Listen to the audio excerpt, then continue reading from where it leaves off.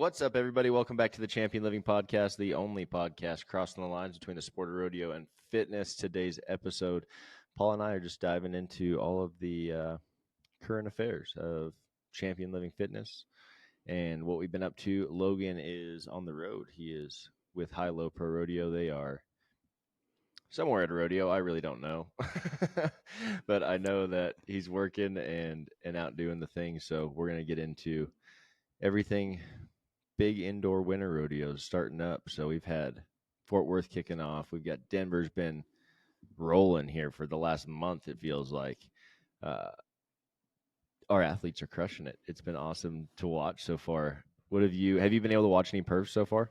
Or you just been kind of so busy with work? Yeah, I've been watching a lot of Denver, just like having it on in the background. It's so easy to watch while I'm working because, they do 2 perfs a day. So it's like I can have one on in the afternoon, and then if I'm getting my workout in that evening, like have the other one going. And now Fort Worth's rolling, or the Expos just wrapped up. I think, was that yesterday or the day before? So it's like now I'm having to pick and choose which one to watch. Yeah, that's awesome though. It's super awesome. No, wow, that was loud. I think I was trying to pull up the old results for Denver as of right now. We're getting ready to head into the semifinals here pretty soon, and I think we got a bunch of guys making it back, at least in the bull riding. I've been paying attention to. So really excited about that. Oh, it's awesome, man. How about, did you see the wreck in Denver with the bareback rider? The bareback riding one? Ooh, yes. That was the worst hang-up I've ever seen in my life. Yeah, and as gnarly as that is, and this sounds a little bit insensitive of me, but when I first saw it, I was like, so the reason this thought even popped into my head, I need to preface this so I don't sound like a complete asshole, but there's a strength coach online, and like he'll just post random videos of guys like getting wrecked out or wiped out, or like, getting punched by a gorilla or falling off a bike or whatever, and he's like, my 12-week bench program would have prevented this. And it's always like, kind of comical. And as soon as I saw that wreck, I was like, OPA would have prevented this. Like, that was the first thing that I thought of. And I mean, thank God he's okay. Like, no major injuries. He's going to make full recovery. He's going to be fine. But yeah, that was about one of the scariest things that I've seen. Yeah. Well, yeah, I mean, yeah, it's not like it's, they're not just scratches and bruises, but like they said he's going to be alive. He's going to be fine. And going to make a full recovery. So, yeah. Yeah, that was pretty gnarly. Insane. Yeah, really insane. They even cut the cameras hang up like halfway through. Yeah, I don't think I've ever seen a hang up like that in my entire career, being around rodeo and even doing all these schools and everything.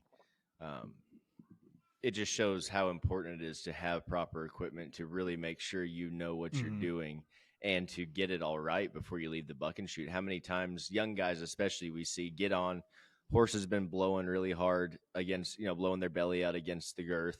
So you get on and your rigging is just swimming on them. And you're like, and they got judges, stock contractors rushing you. And you feel like you have to go. And then you get a little bit out of place and that rigging starts to come all the way with you. And it's life or death at that point. It's terrifying. That's why we're so hard on our guys at these schools about making sure your equipment is set correctly. And it's up to help you because it can either be your best friend or it can be your biggest enemy. And right there, it was his biggest enemy. It sucks. I hate to see rigging slide like that. That should never really happen, though. And that being said, there's a lot of times that you can do a lot of things to save yourself. There wasn't much he could do at that point. Once that rigging's under there, he is in a bind. But I'm just glad he's okay and going to make a full recovery. That was by far the scariest wreck I've seen probably in my career ever. So I'm just glad I wasn't there live for it because that would have been hard to watch. But that's just part of the sport, though, right? There's going to be things that happen that we can't control, and that's why being fit is important.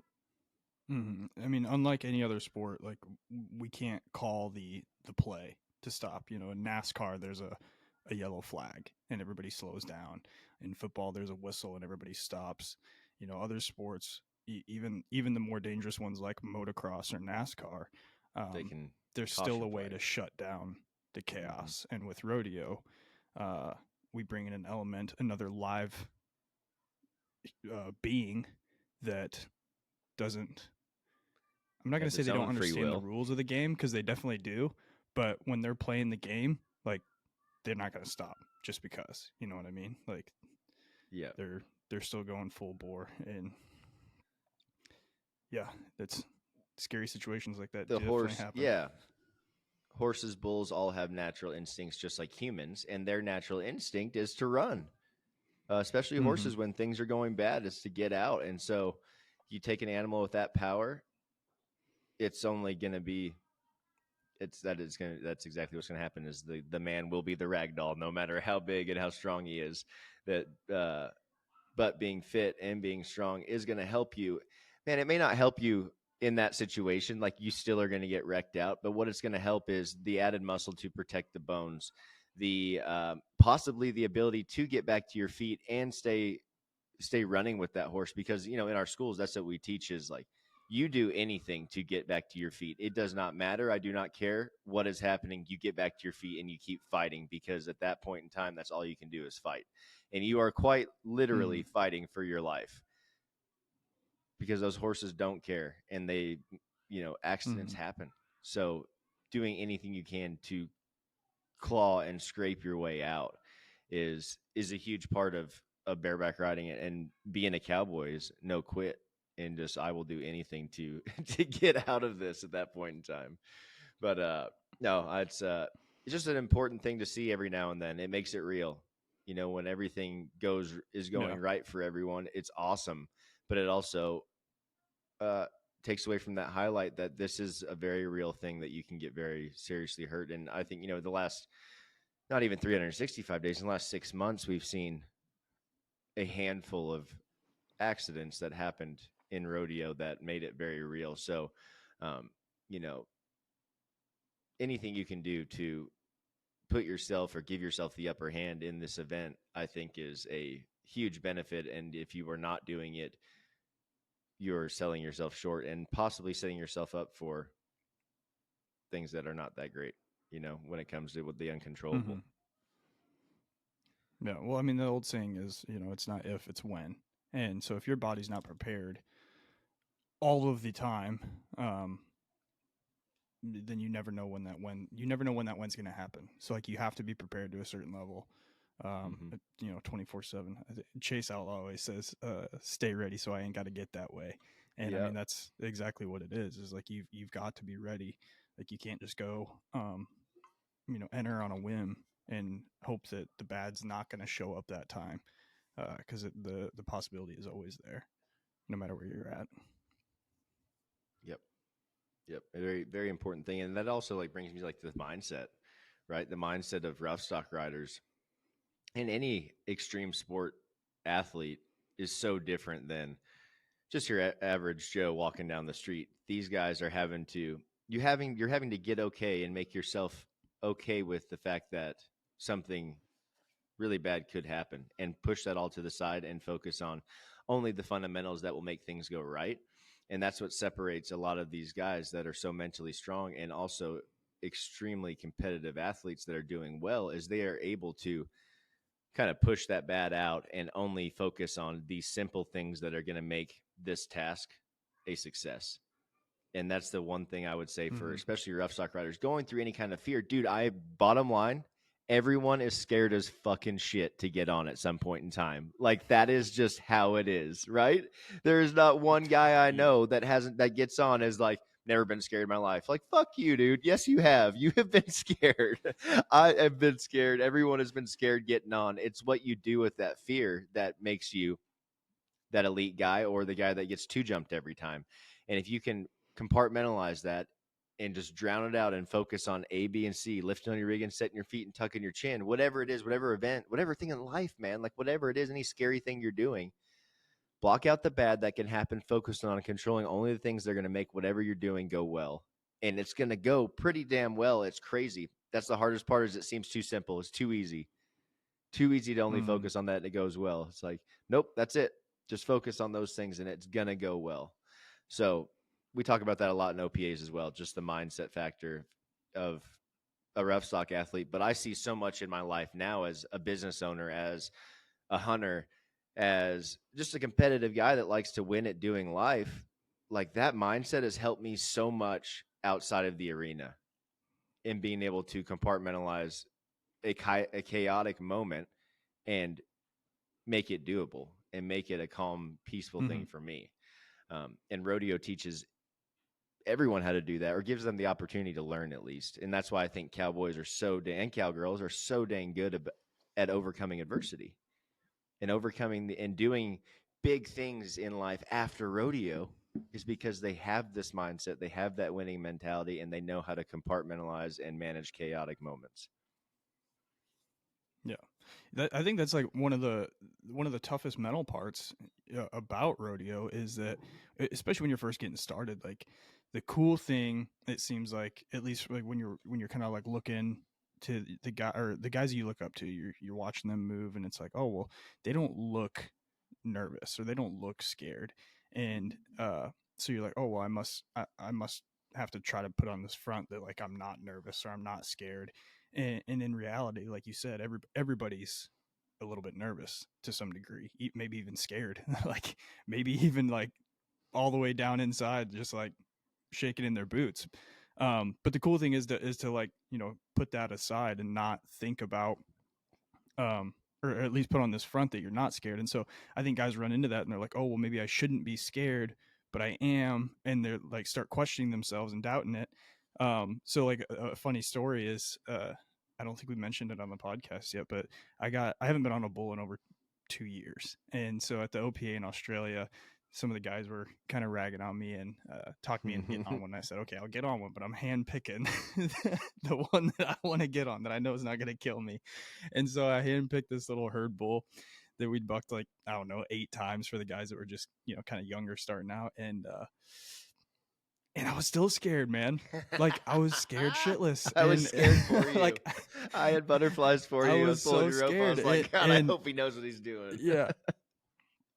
Yeah. And so I but to deal with it too, like I didn't even realize what I was doing until afterwards. Like I just kept moving. Like I moved through all of the like the normal pre-ride routine. I moved through my shoot procedure. I moved through everything kind of on autopilot, because I knew if I stopped to think about it at any point in time, I would let that nervousness kind of sink in and I'd start overthinking, and then I'd fall off this herd bull and look like an idiot in front of everybody.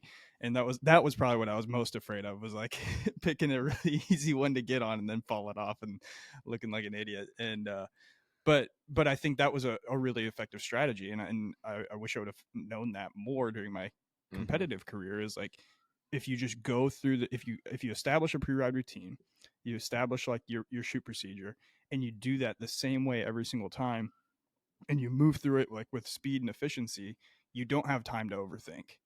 And I think that that's a huge piece of what a lot of guys are missing. And I always refer back to Cole Reiner. There was a video during the American qualifiers last year where he was mic'd up and he's just going strong mark out fast feet, strong mark out fast feet, strong mark out fast feet, and he's saying it out loud. And he's like, that's his mantra to keep him from overthinking.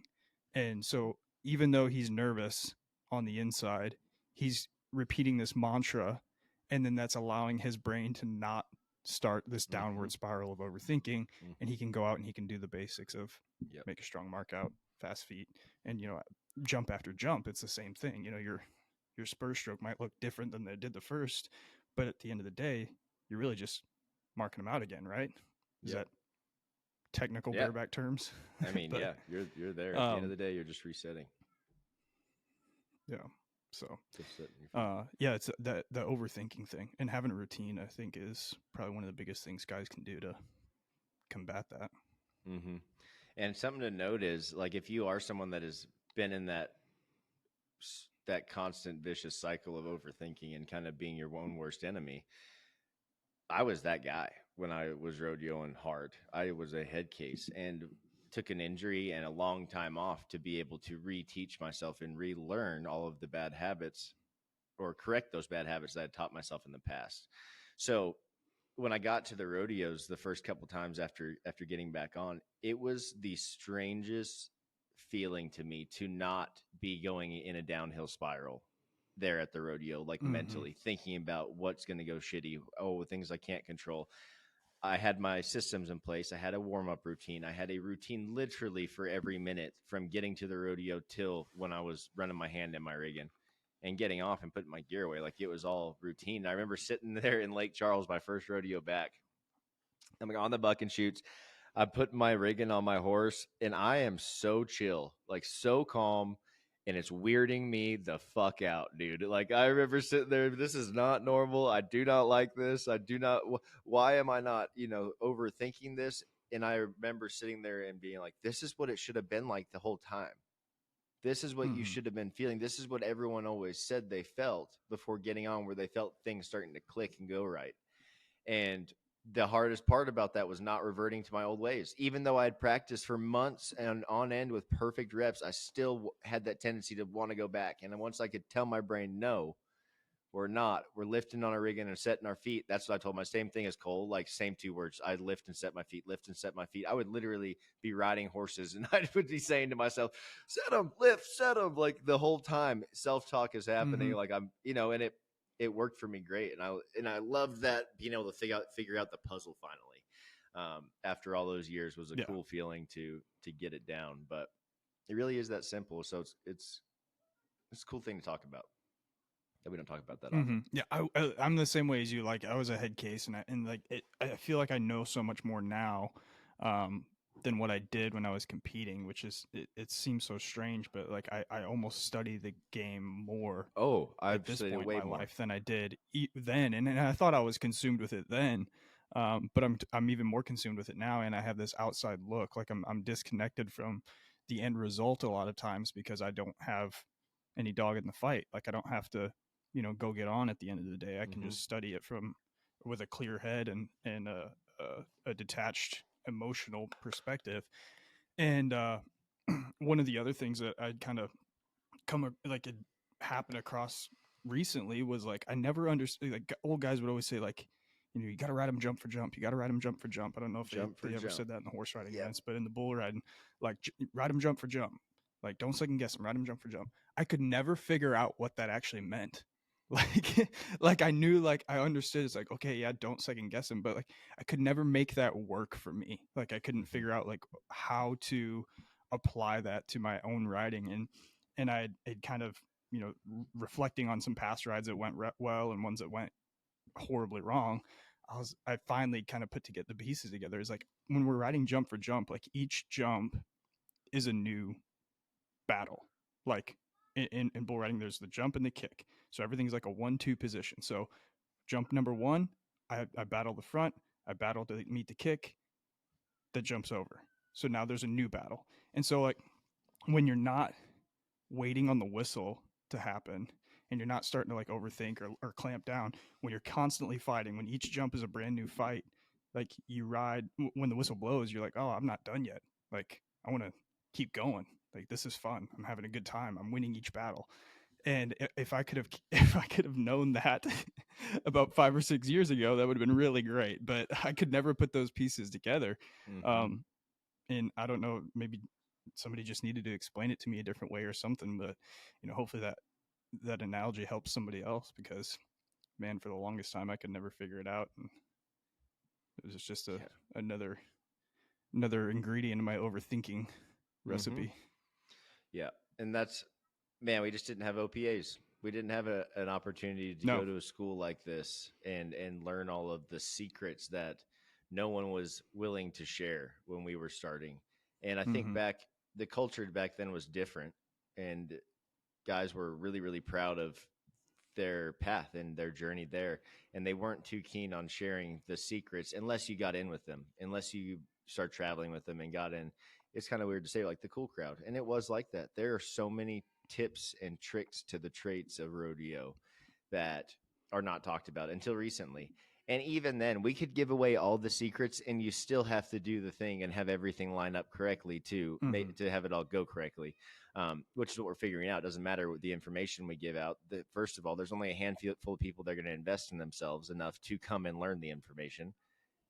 The other ones will Yep. think they can do it them by themselves, and those people that invest in themselves will see the results that they are wanting probably 3 to 5 times faster, if not quicker than that, comparatively to other athletes, right? So that's the bottom line. Is we didn't have anything like that or like this, like an Optimal Performance Academy. The other thing is, damn it, I just lost my train of thought 100%, dude. Like just gone. Well, just to kind of fill space while sorry. you're thinking of that, I got like it. I got it. I went to 5 got it. schools growing up, like 5 different schools, and not at the cumulative. If you put all 5 of those together, I didn't learn what we taught in one OPA. No. You know what I mean? Like I've invested over into 5 different schools at different points in my career, and one OPA would have gotten me further than all 5 of those schools did. Mm-hmm. Dude, I went to at least 5 schools. Me and Richie used to get on 14, 16 horses in 2 days. We would get on till we died just to learn, just to get the reps. But if one guy would have told me, instead of lift on your rigging like this, would have told me to roll my shoulder back and just keep it tight, my whole career would have been different, literally in that one thing, because no one could explain how to lift correctly. Because this is another thing. I was thinking about this going to the gym the other day. Just because you're a very good athlete at a sport does not mean that you are a good coach, does not mean that you can regurgitate the things that you are doing correctly. How many times have we been to schools here recently where we have guys come coach and they're elite athletes, and then they get there and you're listening to them lay out the basics, and you're like, how in the hell do you even ride bucking animals? Like, you can't even get on the spur board, you know? It happens all the time. There's tons of guys out there that are really good at what they do that cannot regurgitate or not tell you how they do it. And that's just because they're not coaches. And that's okay. Not everyone's set up to be a coach, but that's the problem we run into. There haven't been that many people out there going through the sport and being in a whole career in the sport and then being able to teach after that, right? Football, basketball, baseball has had a lot more time to develop things like that. So rodeo is a little behind in that, like it is in everything, but we are catching up. And also, I was getting back to you like being an overthinker, me being an overthinker. Rodeo, rough stock is a fucking dumb man's game. And I say that at schools all the time, and I say that with the most respect. But they're some of the best athletes I know. Yeah, buddy, cracked that beer nice and early this morning. Good for you. But they're not the most book smart people I've ever met. Yeah, you know, like they're not that they're not intelligent, but they're not the brightest crayon on the box. But damn, they can compartmentalize shit and do the basics perfect every single time. That's all they know how to do, and that makes them win. Well, so when we start it's talking a blessing about that, because it keeps them from overthinking. Yes. And I always ask guys when they struggle with like the same, you know, maybe it's the same thing, like, you know, oh, my free arm's getting behind me, or I'm struggling with bulls away from my hand, or I keep losing my feet. If they're having that problem over and over and over, like that was one of the first questions that I've started asking is like, how were your grades in school? And they'll be like, oh, I was like a B student, but or I was like a C student, but it's just because I didn't try, like I didn't care. And I was like, okay, like I know where your how your brain's working then. And it's like, this is going to be a lot harder for you. If you were a D student, this would probably be a lot easier for you, but you're going to have to work more on the mental side because you're going to be positioned to overthink. And there's like, not saying that there's not smart guys that rise to the top, because there absolutely is guys that are probably very intelligent, like can take any standardized test and blow it out of the water, but that's what they've mastered is the mental side. The other guys only have to work on more of the physical side. And so there's definitely a spectrum there of how dispositioned you are to have, you know, like mindset issues right up front. Like just the way you're built is going to be different from person to person. But going back to like the coaching thing, and I think that's what makes OPAs really different is we we hand select coaches that we know are good at coaching. Like, we know for a fact that they can regurgitate the information that got them to the NFR multiple times. And we always, pick our skill coaches to make sure that they have been to the NFR multiple times. I feel like it gives them a little bit more credibility, even though it's not necessarily a requirement for being a good coach. They can at least tell you exactly the steps that it took to get there. And since we do pick good coaches, they can tell you how to do it. And then you and Logan and I, we understand the biomechanics of the sport disciplines, so we can kind of break down things that even the skill coaches don't quite understand why they were doing something the way they were doing it. We can kind of break that down for an athlete, and then they get two different sides of the same coin, and they're like, oh, now I get it. And it makes a huge difference. Yeah, it does, man. It makes the biggest difference. And I was just going to say the same thing. Like, Logan, haven't made an NFR. Like, we don't have huge credentials as bareback riders or bull riders. But I promise you, when it comes to breaking down the sport and explaining it, we're probably some of the best out there. Like, I've been to a lot of schools and taught bareback riding and had a lot of NFR guys there, and been told, like, dude, no one breaks it down like that. But it's because I understand fitness and I understand how the body moves. Like you said, the biomechanics. So my expertise is different than everyone's. I see it through a different lens. Same sense as a lot of this business side stuff we teach guys about professional rodeo. Logan, have been through it a little bit, but Chase Brooks, Caleb Bennett, Josh Frost, like, all these guys have done it, and they have tons of experience in that. So taking those two huge strengths that we have as coaches and being able to combine them only gives the guys an incredible world-class opportunity to learn literally anything and everything you could want to learn about being a professional rodeo athlete, and taking those goals or those skills that you learn and put them to use and seeing the benefits immediately.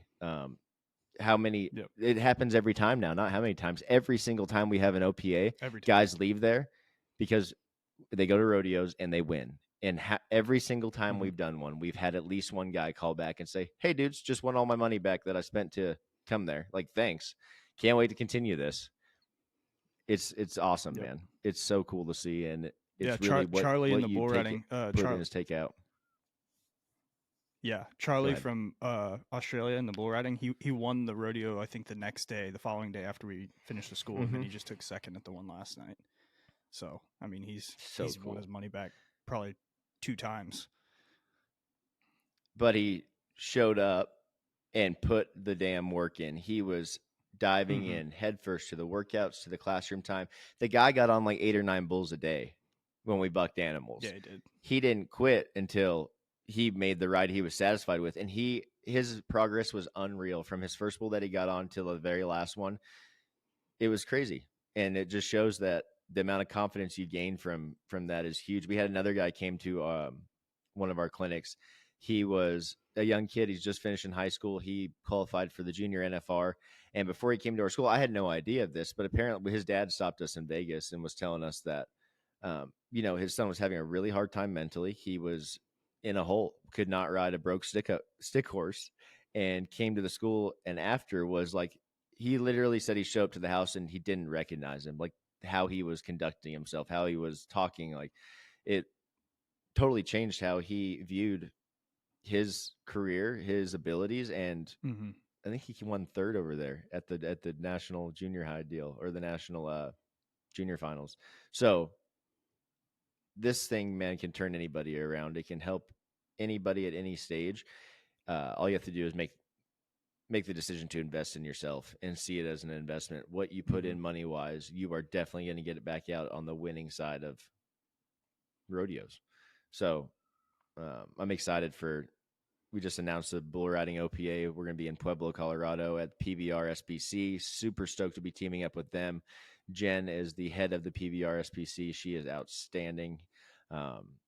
We're fired up, man. We have a lot of cool things going on. We've got, can't really announce the coaches quite yet, but I've got 3 world-renowned bull riders coming to coach along with us.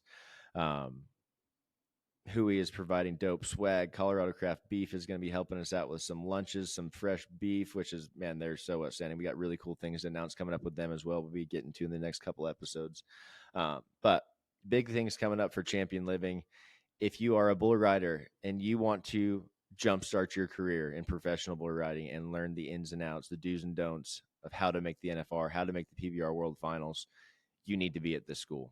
This is designed for anybody that's on that bubble. Anyone that was in the top 50 that wants to make the circuit finals is on your permit. Maybe you're an advanced high school kid that is going to start riding your permit this year. You're 18. This is somewhere where athletes can come and develop their skills to be professionals. Every other sport has it. Every other sport has a combine, has prep camps. We're starting it. This is it. This is your combine. This is your professional rodeo combine. Come show up. 4 days. Starts Memorial Day, 27th through 30th. We do it at the beginning of the week so you guys can go rodeo on the weekend. We get it. We're not going to take up one of your weekends. We want to have you guys take the stuff you learned and go use it at the rodeos the day after. So get signed up. Go to our Instagrams. We have links in our bio, but the easiest way is just go to our website, championlivingfitness.com, hit the Optimal Performance Academy link, and right there on that page is all the information you'll need about tuition, deposits, what you'll be learning, who will be there, all of the above. Check it out, and then there's a sign-up form right below it. You just fill out your name, some questions that we have, and you're going to drop 3 videos of your riding, like your most recent rides. And so we can see what level you're at and make sure this is going to be a good fit for you. Guys, we kept it short and sweet today. Just want to kind of catch up with each other, and we'll be bringing it back next time. We got to thank our sponsors real quick. Beastmaster Rodeo, been with us since the beginning. Guys, if you need rodeo gear, timed event, rough stock contractor, whatever, go check them out. Beastmasterradio.com. Use our discount code ChampionLiving, all one word, caps locked. Going to save you 10% on all their products. And HOOEY, guys, you got to get yourself one of these quilted hoodies. They are the shit. Use our discount code ChampionLiving, all one word. It is not case sensitive at getyourhooey.com. Guys, until next time, we'll catch you later.